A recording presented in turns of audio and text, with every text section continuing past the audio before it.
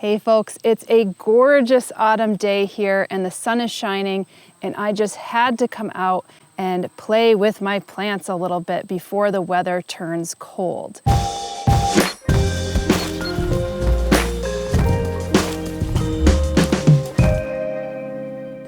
Now you could see that I have a range of houseplants on this table, and I've been meaning to do a couple projects with these.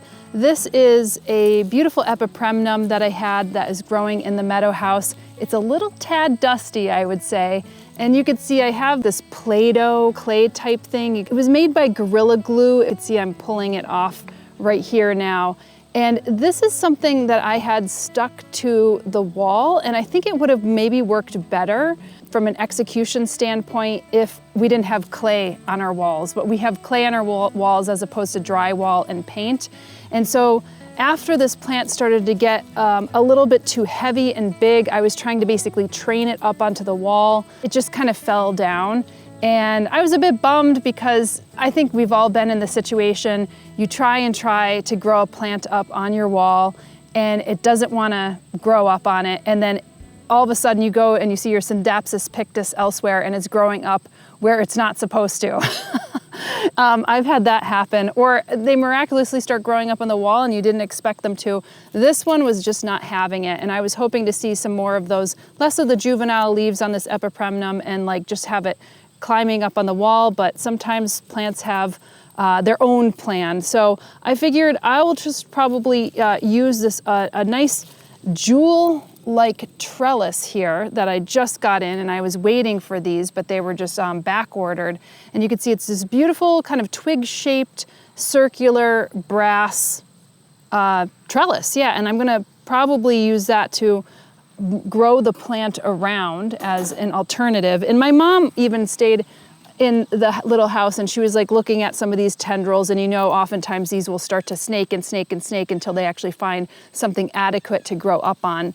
Or sometimes they'll go into the cracks and crevices of your house and or behind like a dresser or something of that nature, and then they turn white all of a sudden. But my mom was recommending, why don't you just chop these off and keep it a little bit more fuller? And I think I'm probably going to agree with her and take some of these off and maybe root them elsewhere. And then I have something that I have mentioned multiple times on this channel, Philodendron tortum. And this is one that I have adored from afar, in stores, in people's homes. This is just a small one. I picked it up at Logie's greenhouses in Connecticut. Really nice specimen. Nothing too spectacular about it. It's quite small.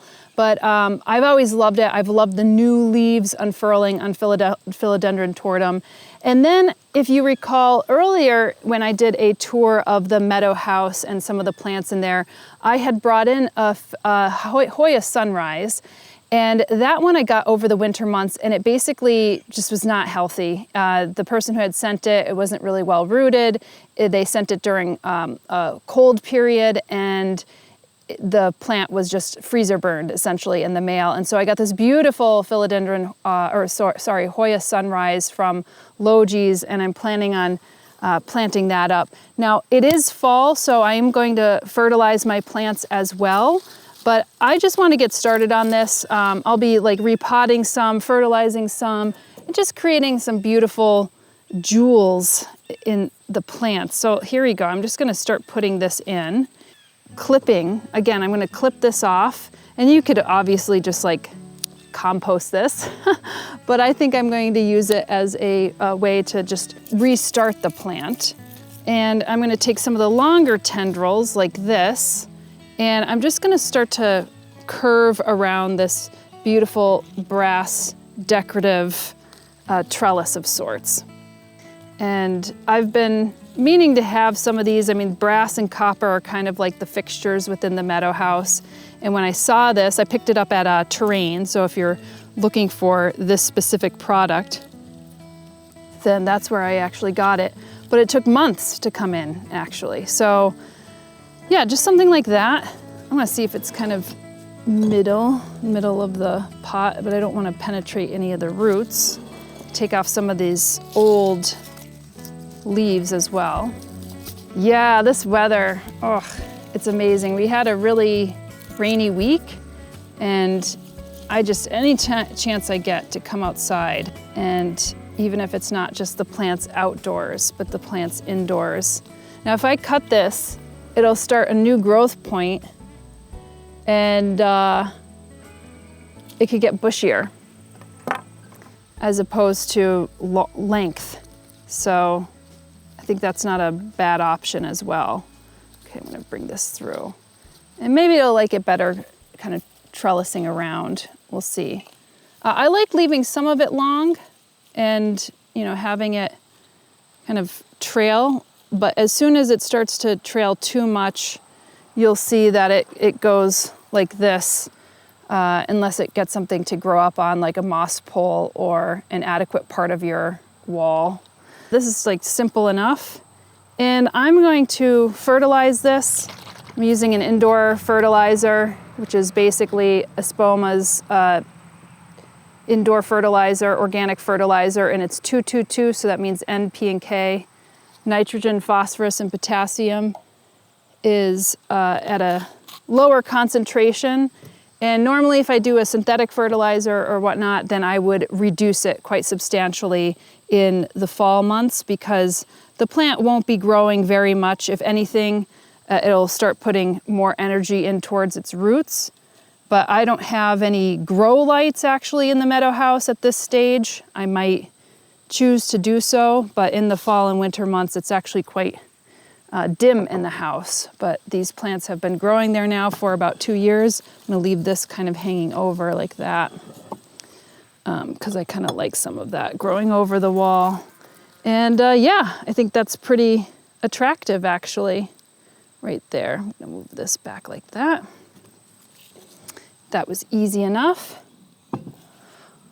All right, so I think what's next, my philodendron tortum is not gonna have any kind of jewels, but I am going to add some potting medium in here. Now I'm just using Espoma's cactus mix, which has a nice selection of kind of like this perlite, so it's nice and well draining. And I'm going to move this into here, just like that. Let's take a look at the roots. And you can see they're circling around a little bit, but not too badly. So I'm just gonna tease those out. And they'll be probably pretty pleased that I'm giving it a bit more room. Although, when I went to Mobot, which is where the largest aroid collection is, a lot of their plants are in very small vessels. So I wouldn't be surprised if this could be quite pot-bound.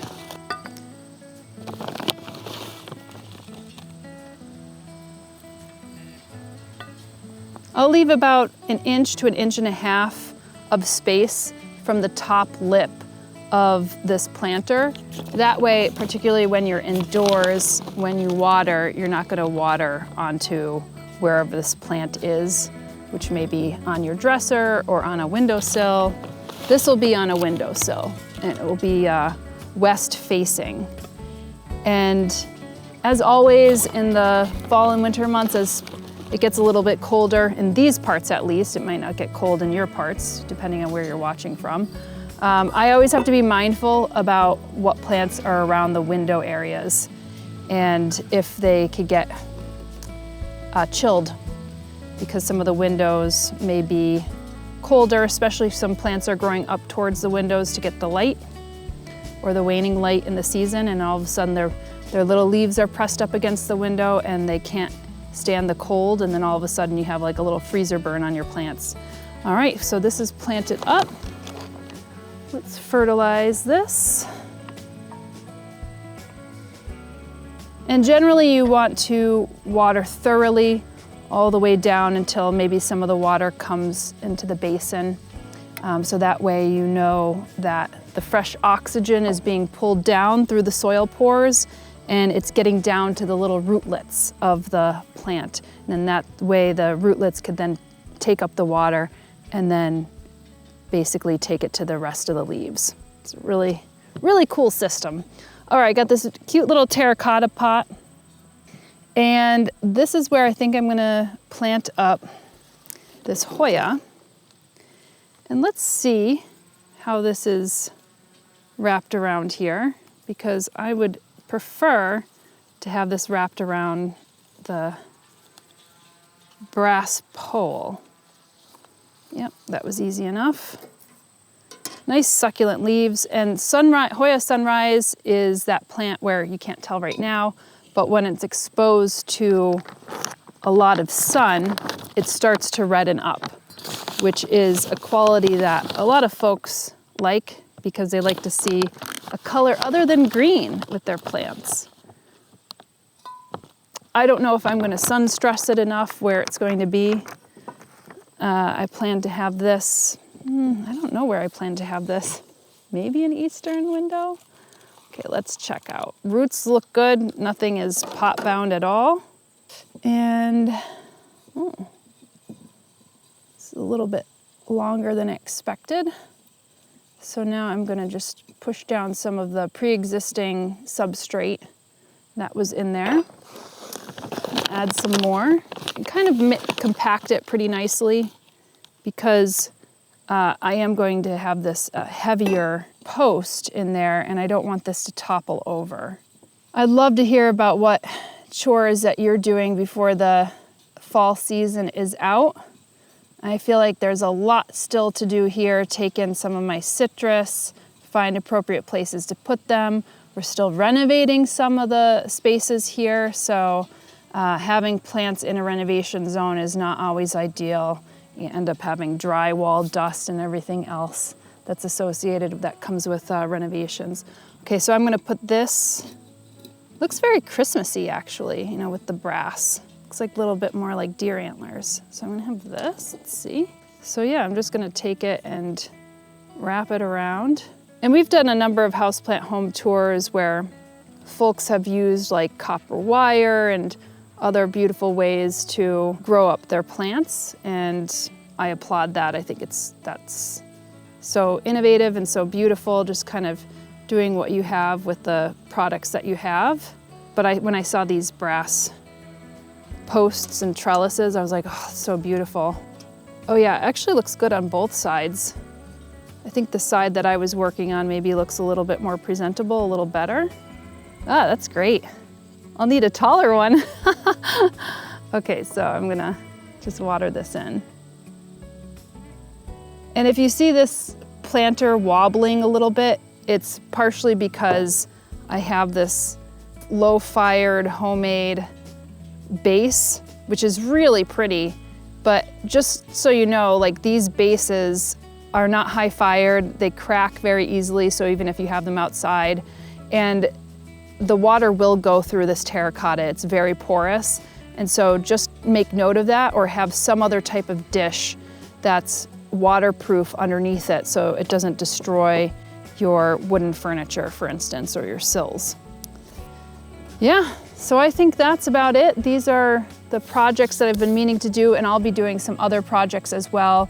I have to do one last fertilizing throughout all of the house and see how the plants have fared over the spring and summer. Bring some of the plants in that had been outside, but otherwise I am totally loving these days to be outside with my hands in the dirt, my hands on plants, feeling that sunlight, getting my vitamin D. It makes me feel healthier and healthier as I get a chance to be out in nature. So thank you again, and I will see you on the next episode. Bye. Stay tuned on Plant One On Me for more botanical tours, talks, and how-tos. And if you're looking to further your knowledge on the plant kingdom, then have a look at our various online courses from Troubleshoot Your Houseplants to the Houseplant Masterclass. Additionally, we have a second channel called Flock Finger Lakes, where we cover more on outdoor gardening, habitat restoration, agroforestry, and even more. So check that out if that interests you. Otherwise, we'll see you in the next episode.